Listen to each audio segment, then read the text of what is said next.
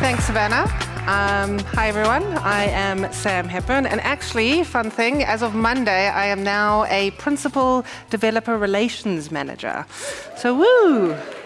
But yeah, I'm going to be talking about building a culture of community, because let's face it, if we don't get our whole company involved, we don't have enough time to do anything. So I actually started out my career back in 2012. I landed my first gig as a community manager and was in the technology industry. Now, this is an industry I'd always dreamt of entering, but because I didn't have a software development background, I never actually thought it was possible. I was thrown into the deep end, running not one, not two, but 5 technical communities.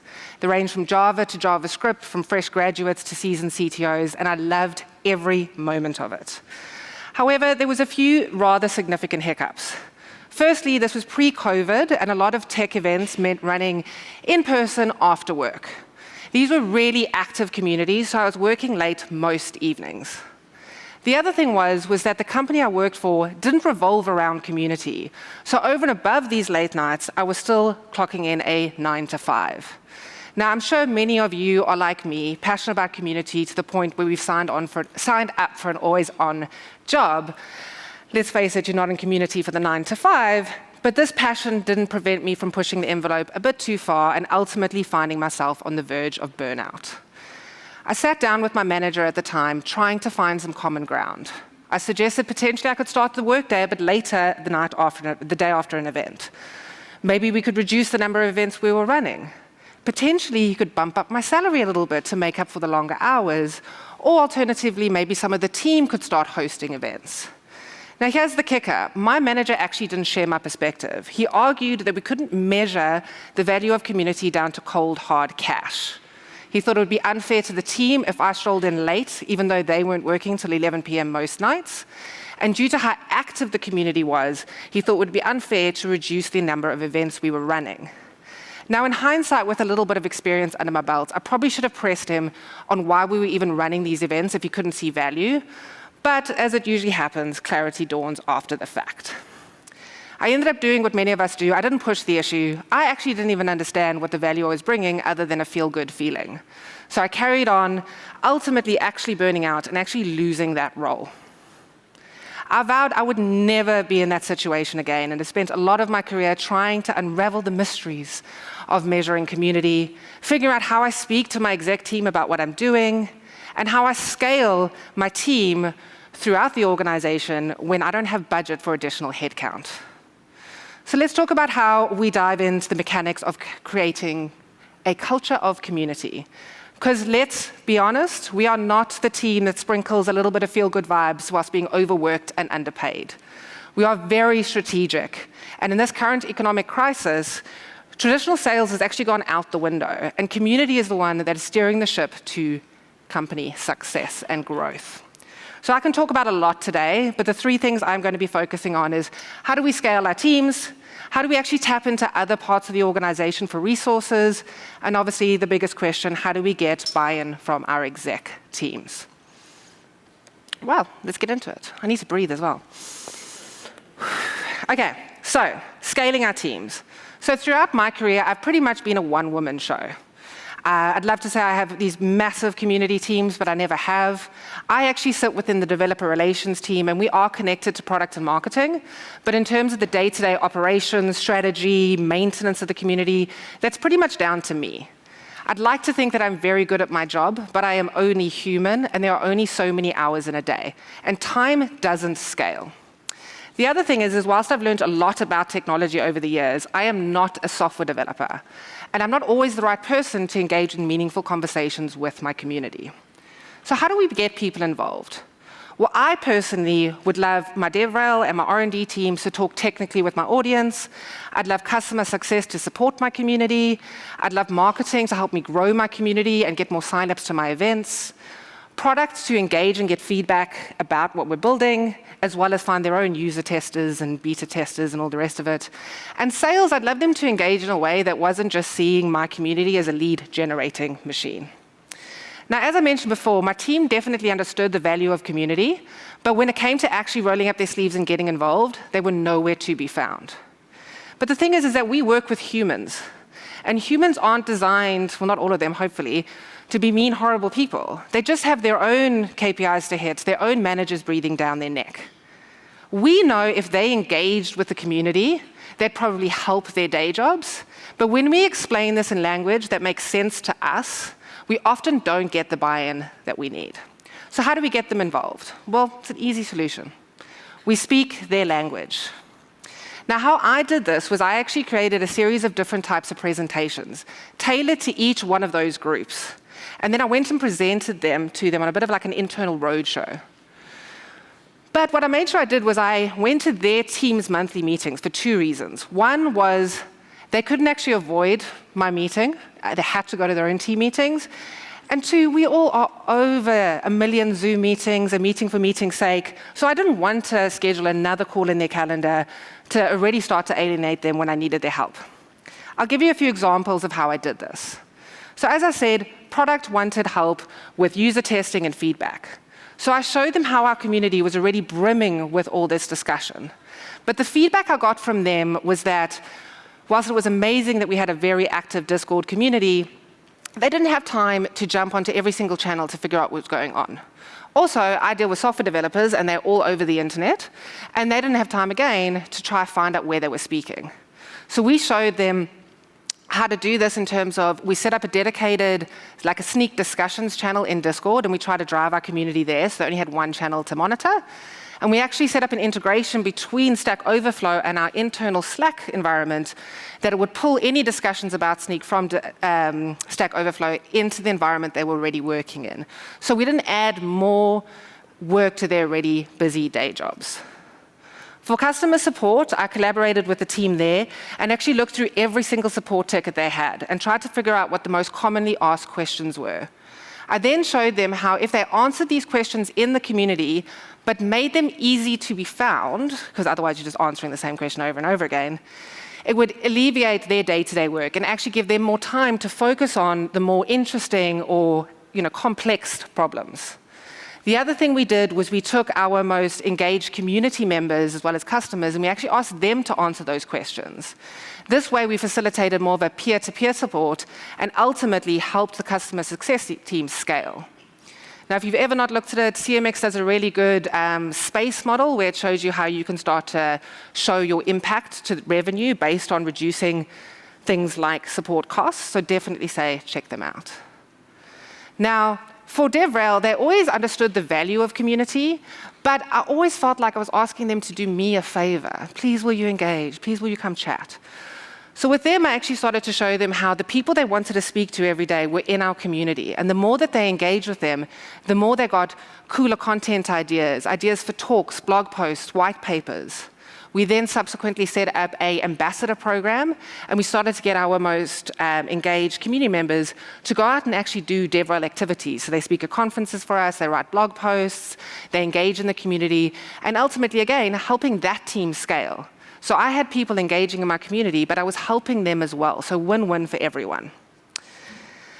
Now, R&D is a little bit of a tricky one. We can try to tell our software developers that if they engage with the community, they can grow their personal brands and be seen as thought leaders. But 1, not every single software developer wants to do that.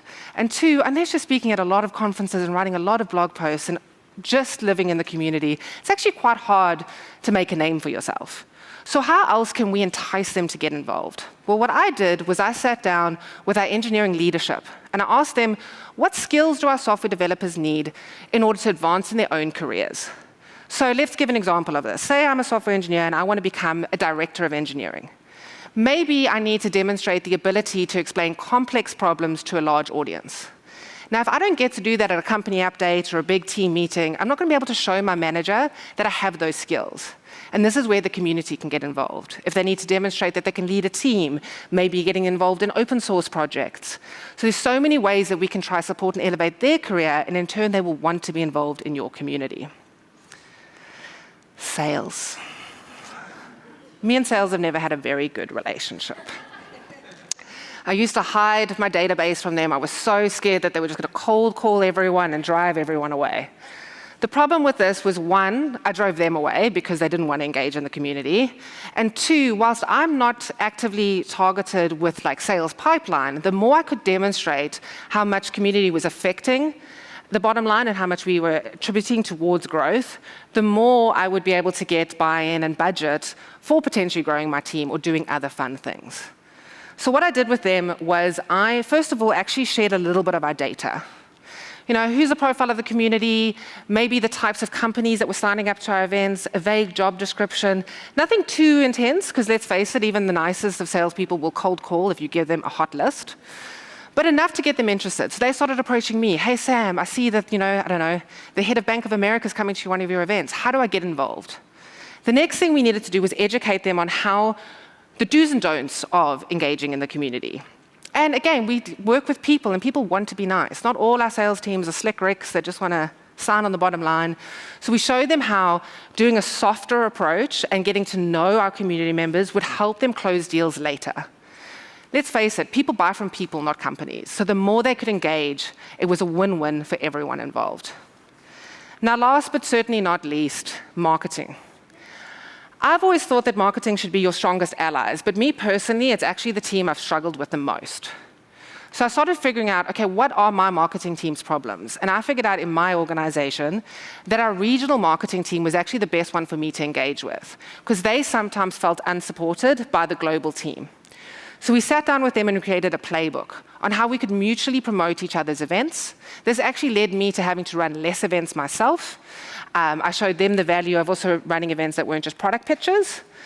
We piggybacked on some of the conferences they were sponsoring to run community events in the evening, one, driving traffic to their booths then at the conference, and two, helping me grow my community.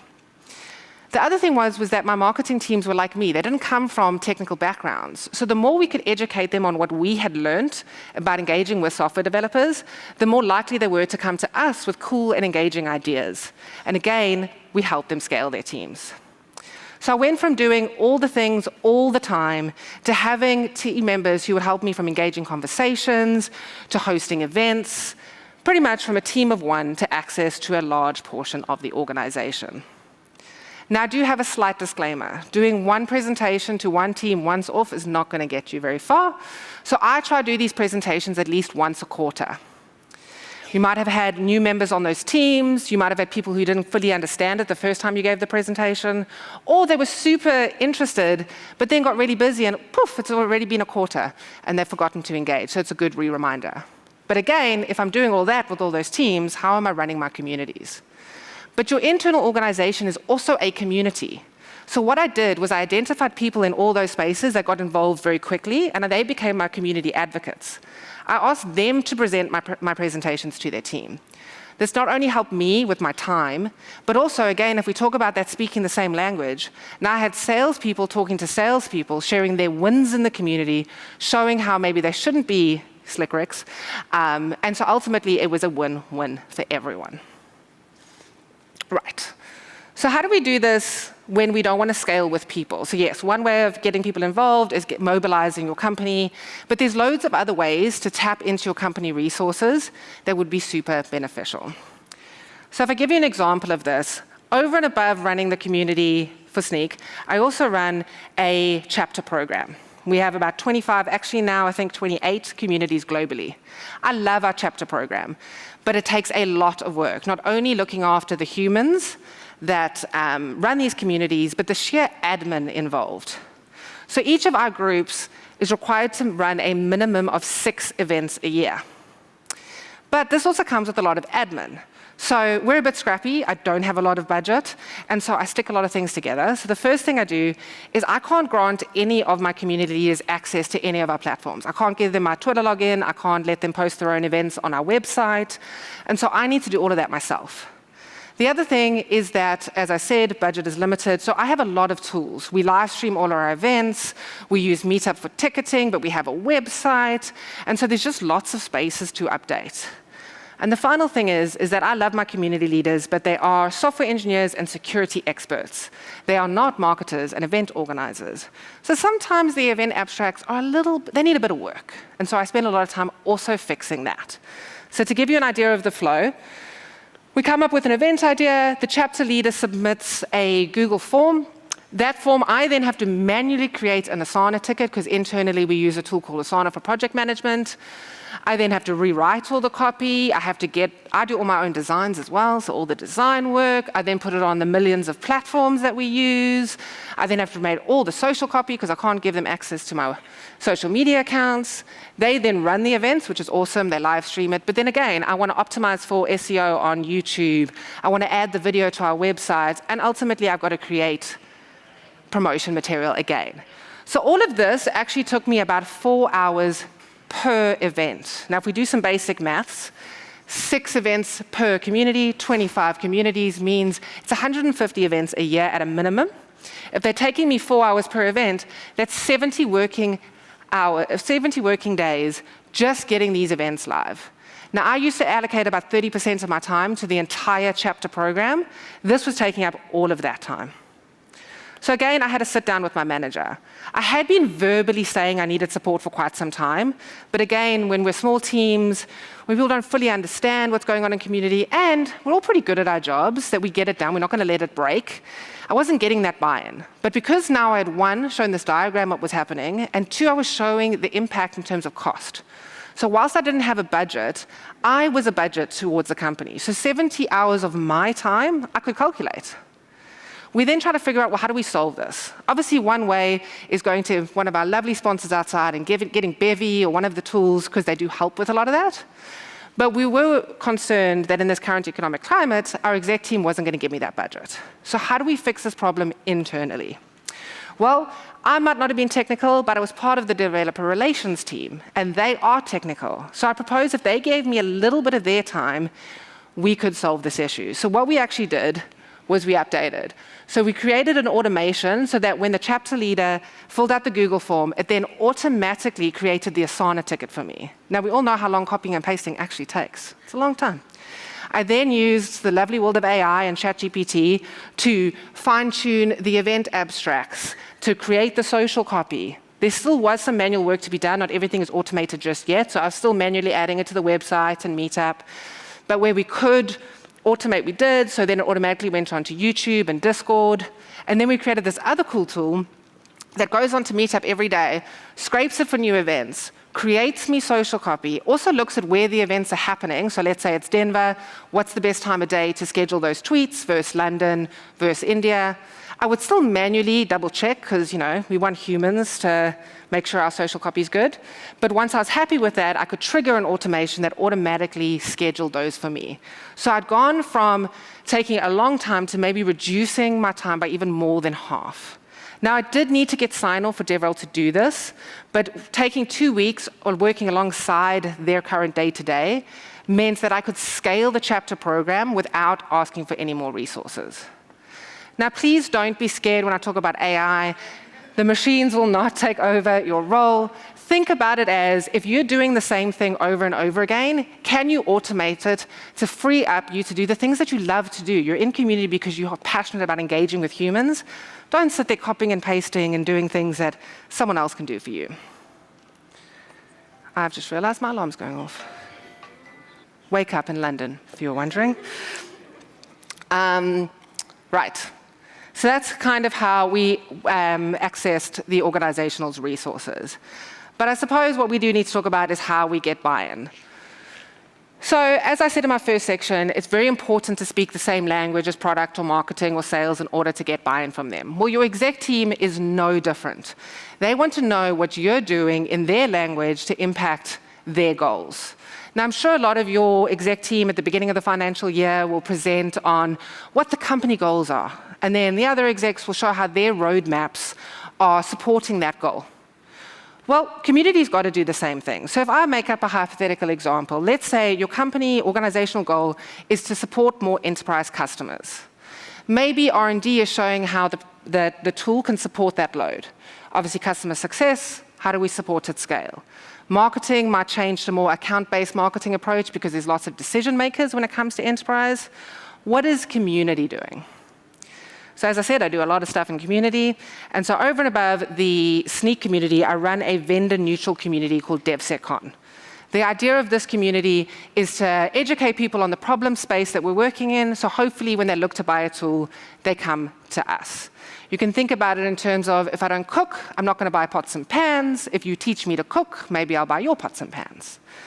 But due to the vendor-neutral nature of the community, and obviously community in general, I couldn't showcase to our exec team that we were driving any sales. We're not going to mine this data and push our community away. So how do we showcase value? Well, again, this is where data is your best friend. So even though we can't contact our community for sales purposes, I made sure that every single person lived in the same CRM system so that I could make decisions based on data. So to give you an example of this, I also run 2 flagship conferences every year. What I do is I take those registrations at the end of the event and I cross-check them with our CRM. There's 2 things I'm looking for. One is what percentage of those registrations are in open opportunities. So which ones are our sales people trying to actively engage with? And then 2, what is the financial opportunity allocated to those leads? Now, we don't work in terms of cold hard cash, but sales does. So they've worked out that if they sell to, let's say, Bank of America again, the opportunity there might be X amount of money. We then look at that throughout the year and see how much we have influenced. So to give you an example, last year I ran 2 of these events. After my event, I realized that we had about 4 million in pipeline. So I was sitting with, hopefully we could make the company 4 million. After about a year during that financial year of monitoring and seeing the engagements in the community, I then looked at how many of those deals we won, and we won 1 million. Now I can showcase to my exec team that we are 25% more likely to close a customer if they have engaged with our community in some way. We've gone from a feel-good feeling to stone-cold numbers. The other things we can obviously do is figure out how many people from a certain organization need to be a part of the community before they go from free customer to paid customer, or alternatively, for expansion deals, does the percentage of customers need to be higher in order for people to renew in terms of the overall RRR of the organization? So now again, I can show my value in terms of financial opportunity. This way, there's no silver line. I've lost my train of thought. We're not going, oh, I think this will happen, we're great, we're sprinkling a little bit of joy. We're showing stone cold numbers. Right. That is my whole talk. So just as a reminder, if you want to scale your team, use other members of your organization, but remember to speak their language. It's the key there. Tapping into resources is obviously another way to expand, and remember that data is your friend, and AI will not take away your job. If you're doing things over and over again, automate it. And last but not least, the way we get buy-in from the top down is showing it in language that they understand. And again, data is your friend. You've got the information. Chances are other teams like sales have worked out the opportunity cost for you, so you don't have to figure out how those things work. But that's all I have time for today. So I hope you've enjoyed this journey with me. I will be around for the rest of the day if you have any questions. But yeah, thanks. I'm Sam.